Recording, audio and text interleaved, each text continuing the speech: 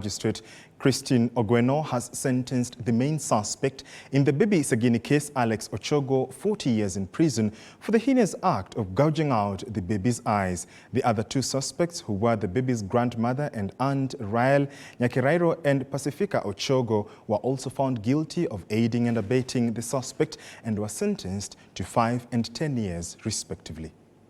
After nearly 7 months of probing, Kisii Law Court Senior Resident Magistrate Christine Ogweno has found the suspects Alex Ochogo guilty of gouging out baby Sagini's eyes and Rael Nyakirario and Pacifica Ochogo guilty of aiding and abetting the main suspect. The main perpetrator, Alex Ochogo, has been sentenced to 40 years in prison for his direct involvement in the horrifying act of gouging out baby Sagini's eyes, leaving the young child to suffer in darkness for the rest of his life. The first accused person, who was a muscle behind the offense hearing,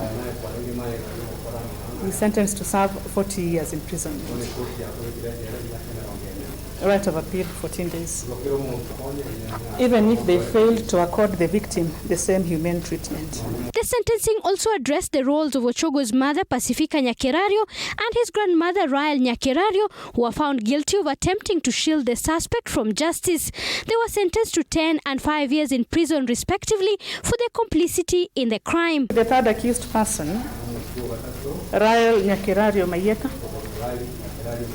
she is sentenced to serve 5 years imprisonment.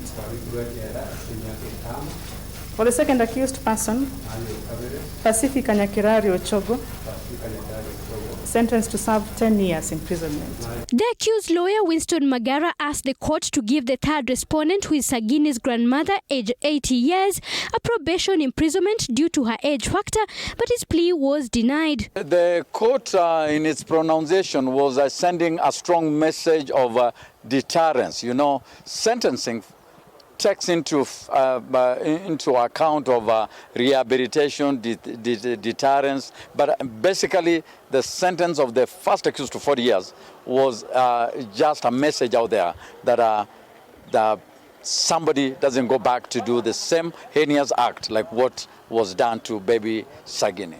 Although the exact motive behind Ochogo's actions remains unclear, the court expressed bewilderment at the extent to which someone could harm an innocent child trapped in an abusive environment.